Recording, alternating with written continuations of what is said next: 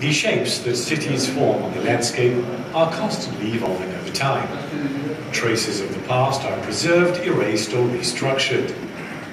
Cities are like palimpsests, the precious manuscripts of the Middle Ages used over and over again to save on parchment. Yet it is always on its geographical features that the city first leaves its mark.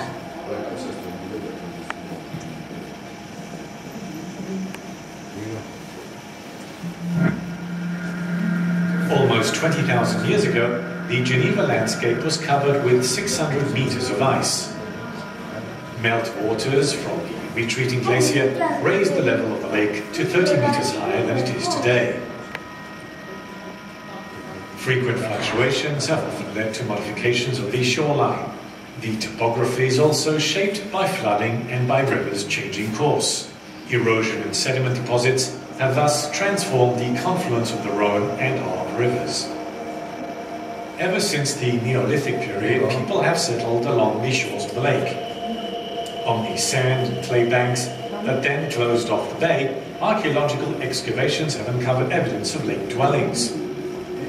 Thousands of wooden posts have been found in the Paquis and Eaux-Vives areas and at the Grange and Plongeon sites. These historical remains attest to the existence of several lakeside villages around 1000 BC. Two centuries later, these settlements had to be abandoned due to the rising lake levels.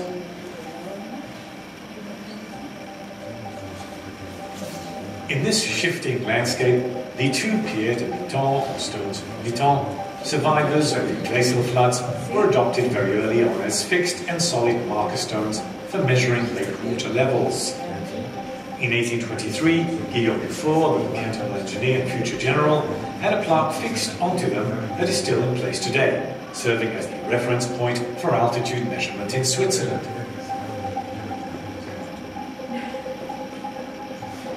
These stones are no doubt the oldest indication of the Genevan people's desire to measure and control much coveted territory.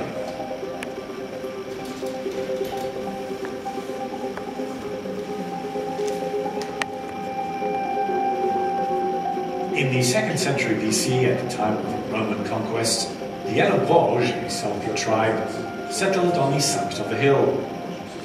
This fortified camp was strategically located at the frontier post and crossing point between two worlds, the Celtic and the Roman.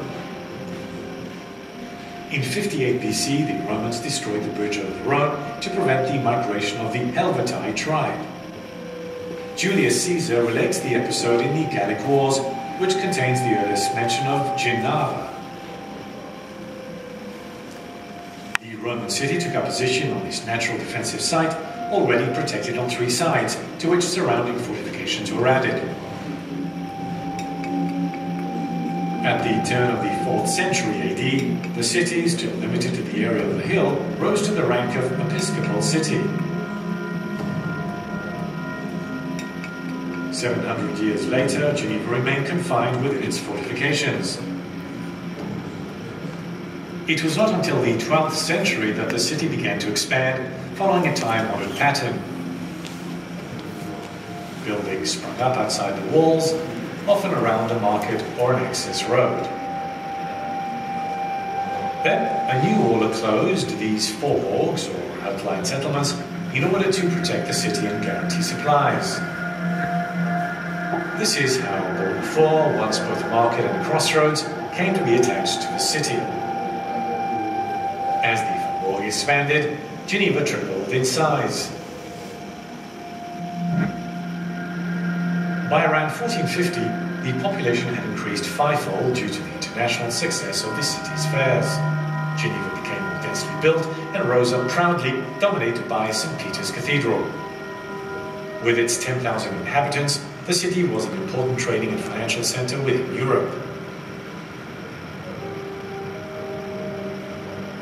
It was around this time that Conrad Witz painted the miraculous draught of fishes on one of the panels of the cathedral's altarpiece. This painting, whose setting is the Bay of Geneva, is the earliest known faithful portrait of a landscape in art history. The main theme of this masterpiece is prosperity.